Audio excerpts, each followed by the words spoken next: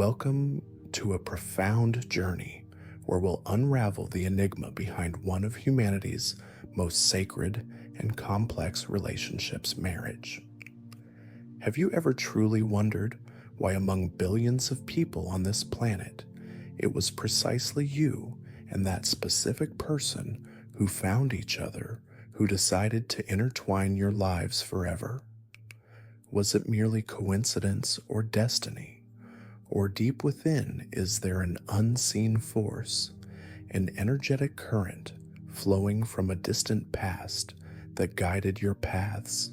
Buddhism teaches that every event in life has a cause, and everything that arises dependent on something else. This truth, known as dependent origination, pratyasamutpada, doesn't just govern the existence of all phenomena. It also unveils the secret behind the profound connection between two souls in marriage. Love isn't always the sole root of such a union. Sometimes it's a debt that needs to be settled. Sometimes it's a vital lesson. Sometimes it's a mirror reflecting everything we refuse to see about ourselves. And only sometimes is it truly the path to liberation. Join me as we dive into real-life stories and relatable examples to explore these truths, not as abstract concepts, but as living, breathing forces directly impacting our lives. The first meeting isn't the beginning. It's merely one link in a long chain of karmic connections. There's a story told of a Zen master sitting in tranquil silence, observing a couple pass by. They were squabbling over something trivial, perhaps a forgotten promise or a delayed errand. They seemed mismatched, almost incompatible, yet they were tightly bound by vows that neither seemed to fully grasp. An observer might have wondered, why these two? Why not someone else? What appears mismatched from the outside, however, might be karmically precise. A man entered the Zen master's chamber. His face carried lines not just of age, but of silent suffering. He bowed and spoke. "I married a woman I thought I loved. Now I feel like a prisoner. Why would karma tie me to her?"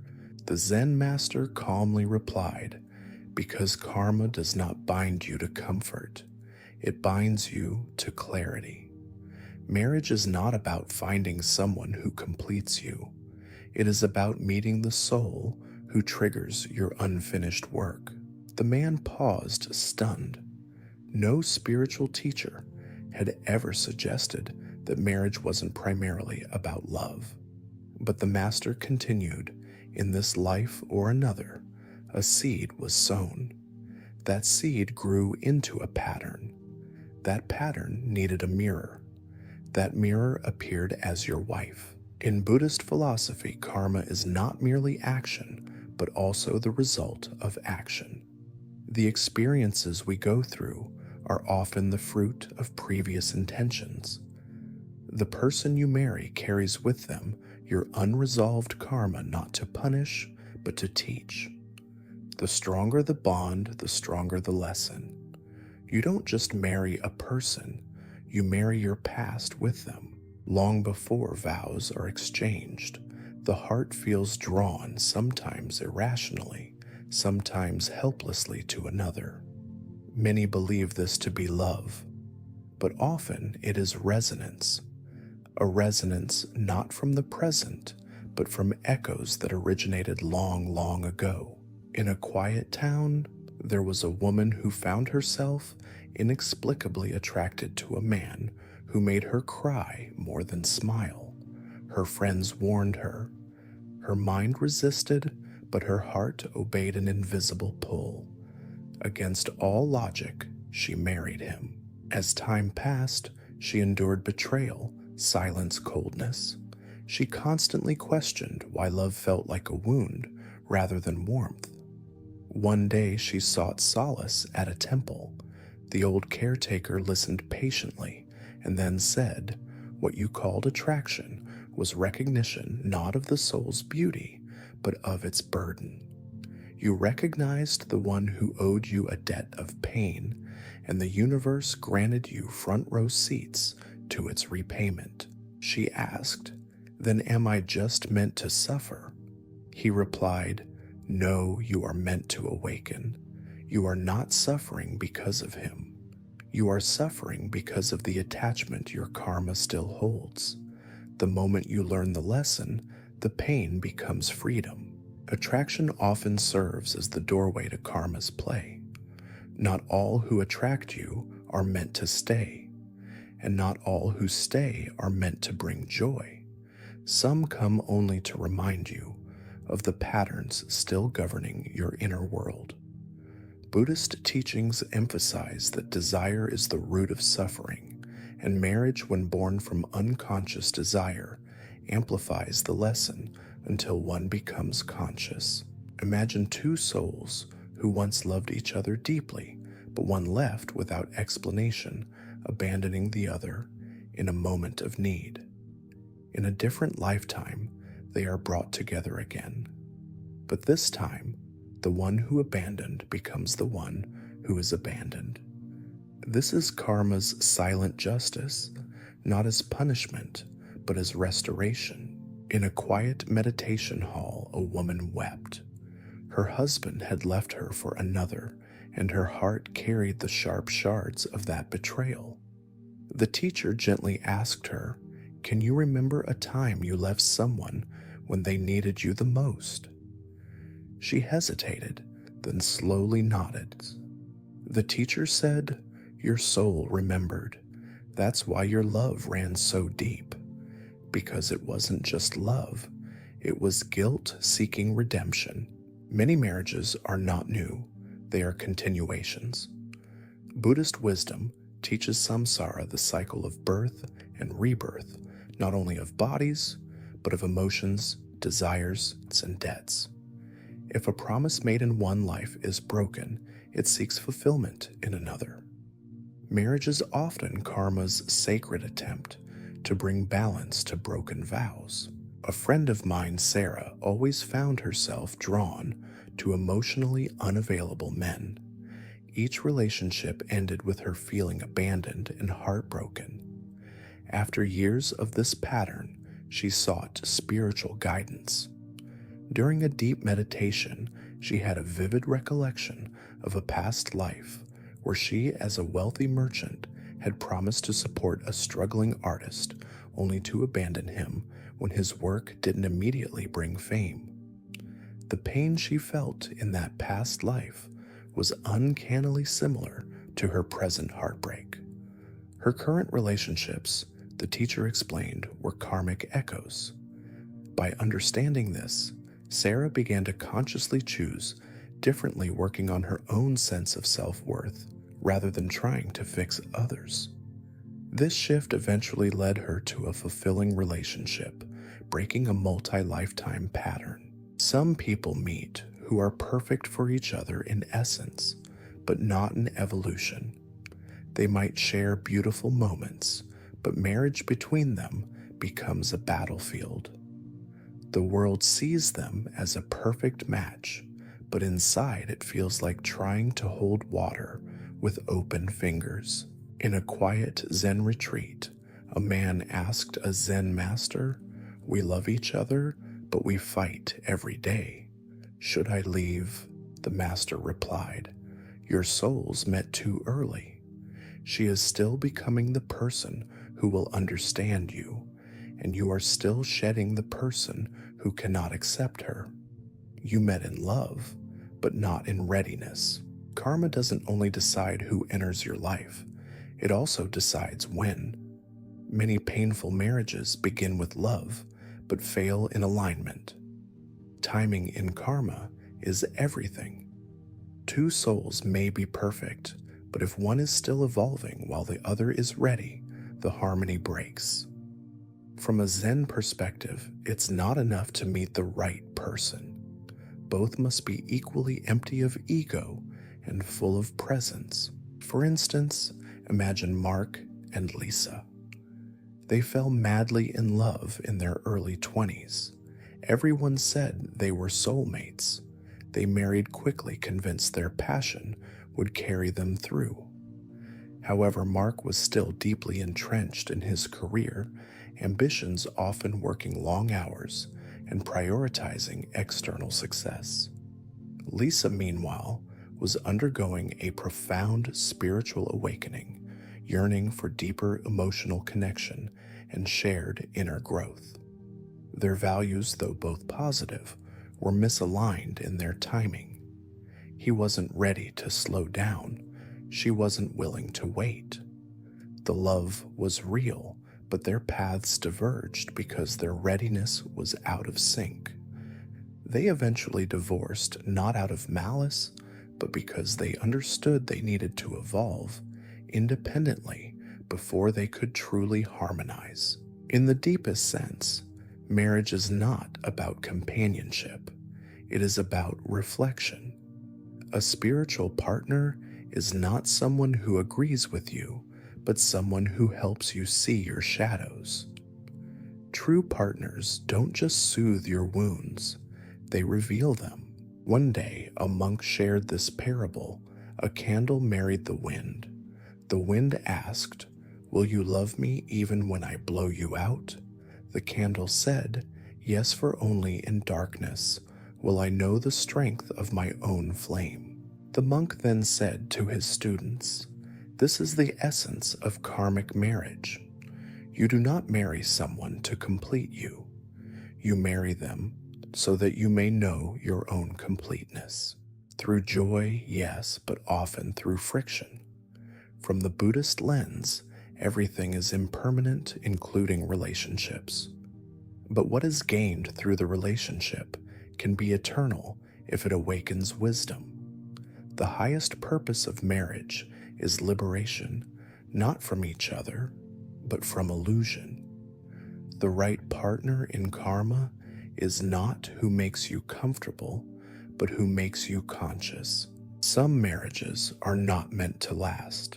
That doesn't mean they failed. It means the karma completed its course. Staying beyond that point leads not to growth, but to stagnation. A divorced woman came to a Zen garden and said, "I stayed in my marriage even when I died inside." Was that noble? The old teacher whispered, "That was attachment wearing a mask of loyalty." She wept. The teacher placed a lotus in her hand and said, "Lotus blooms not in clear water, but in mud. Your marriage was the mud. Your healing is the bloom." Buddhism teaches that letting go is not failure. It is freedom. When the karma of a marriage is complete, staying attached only breeds suffering. A wise soul recognizes the end not with bitterness, but with gratitude. The experience, however painful, served its purpose. The soul chooses long before the mind does. In meditation, one can sometimes glimpse previous lives, not as fantasy, but as fragments of memory. Many who experience this find themselves inexplicably drawn to certain people only to discover that those individuals once played a role in their soul's journey before. A young woman once asked during a Dharma talk, "Why do I feel like I've known my husband forever?" The teacher responded, "Because your soul did.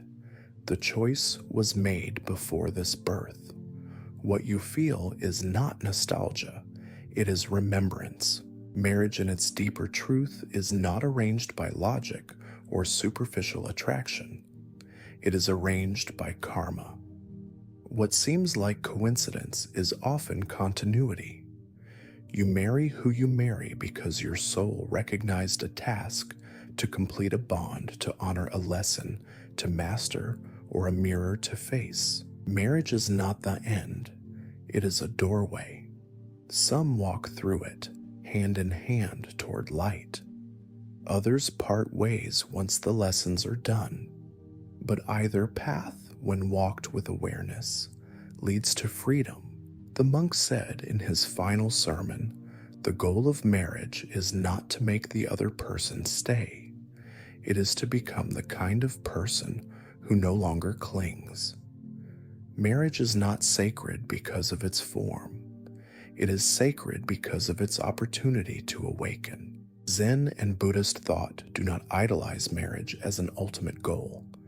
It is seen as one of many vehicles toward enlightenment. What matters is not whether it lasts, but whether it awakens.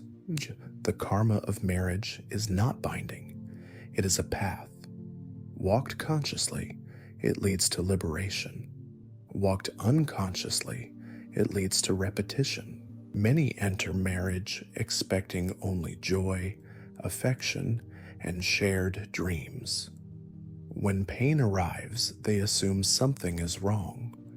But what if the pain is not a flaw, but a fire meant to burn the illusions we carry about love?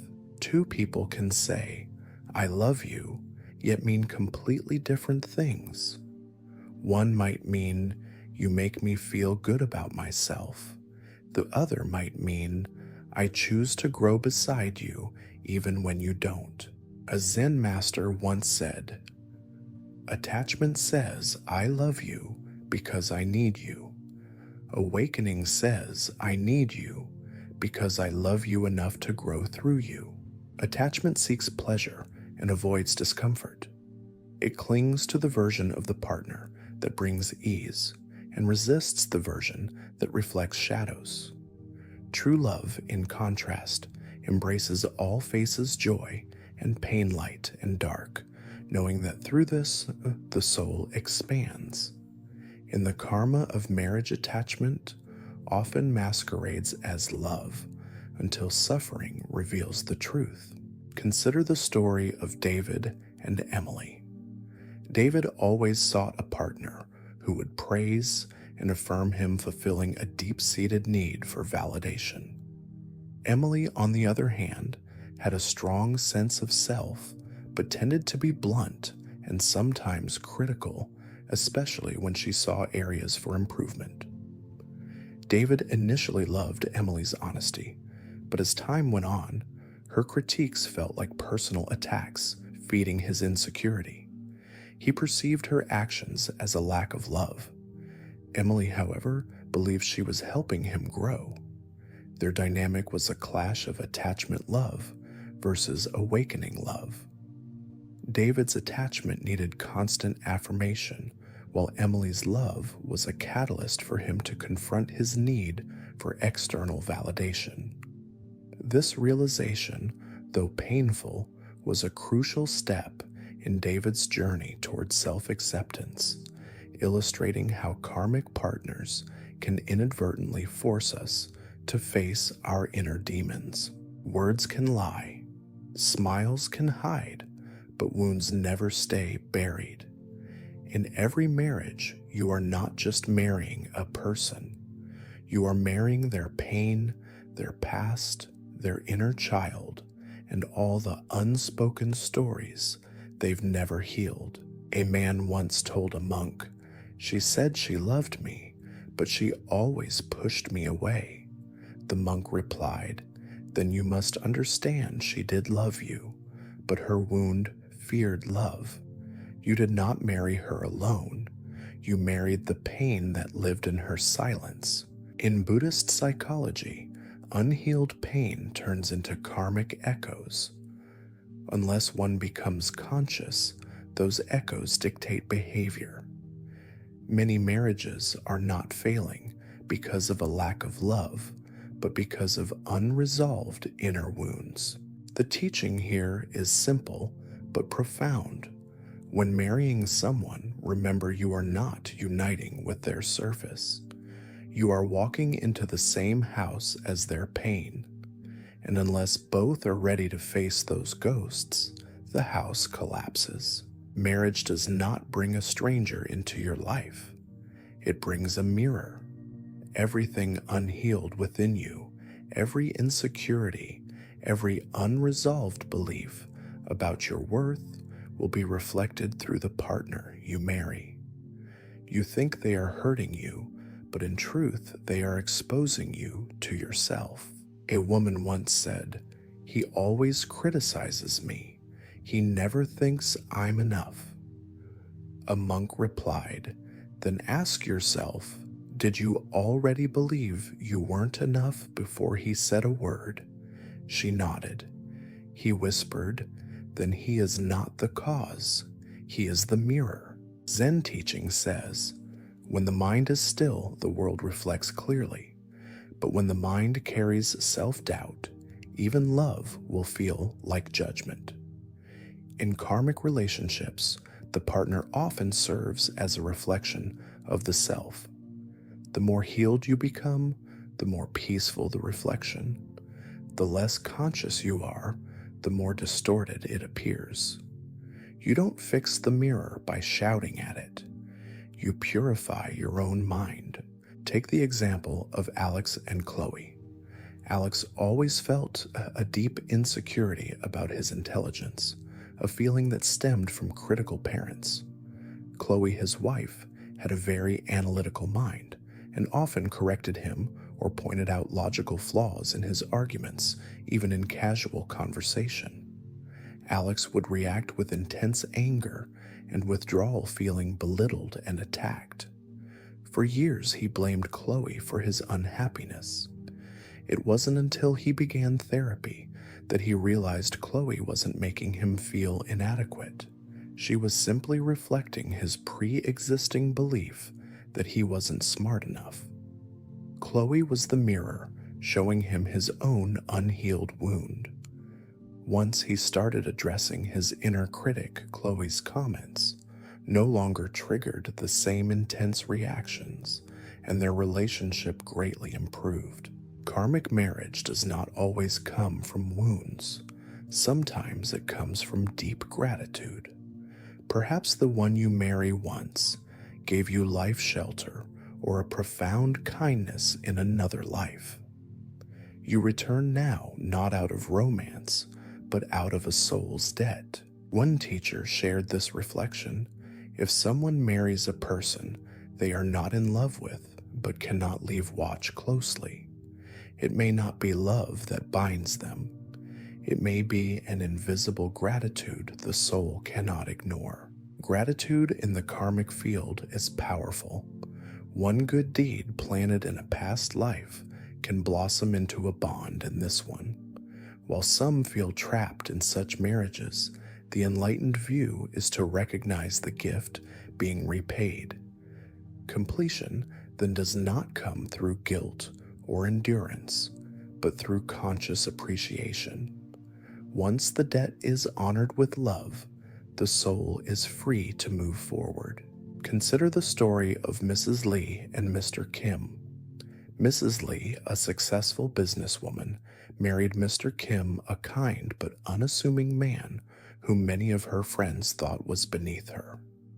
She felt a strong, inexplicable pull towards him, a sense of deep comfort and trust, even though there wasn't a burning romantic passion. Years later, a spiritual teacher told her that in a previous life, when Mrs. Lee was facing dire poverty, Mr. Kim, then a stranger, had generously provided her family with food and shelter, saving them from starvation. This act of profound kindness had created a karmic bond of gratitude. In this life, her soul recognized him, and the marriage was in essence a way for her to honor that ancient debt through loving care and companionship, even without intense romantic fireworks. Not all karmic marriages are stormy. Some exist to awaken a higher purpose. When two conscious souls come together, their marriage becomes a path not of emotional drama, but of spiritual expansion. A master once said to his students, "When two souls marry not to fill each other, but to serve the world together, karma bows in reverence." Such a union is not based on what the other gives, but on what they build together for others. These are rare but deeply transformative. In Buddhist practice, Dharma is the truth, the path, the mission. Some marriages are Dharma marriages. They are not based on personal gain, but on shared intention. These couples may not even have dramatic emotional stories. Instead, their bond feels like a calm fire, steady, purposeful, pure. These relationships do not just end cycles, they uplift humanity. When lessons go unlearned, karma repeats. The face of the partner may change, the name may change, but the suffering will remain the same until awareness breaks the pattern. One woman cried to a Zen nun, "Why do I always attract men who ignore me?" The nun replied, "Because your soul still hasn't learned to stop chasing silence and start embracing your own voice." Buddhist teachings emphasize that external experiences are shaped by internal realities. If one continues to meet partners who neglect, betray, or belittle, it is not fate, it is repetition. The soul seeks to resolve the pattern, not escape it. The key is not in finding a new person, but in becoming a new presence within. Marriage stops being painful when one stops being unconscious. Some people come to end karmic cycles not by staying, but by walking away with love. When you forgive someone who cannot love you rightly, you are not doing it for them. You are freeing yourself from lifetimes of emotional imprisonment.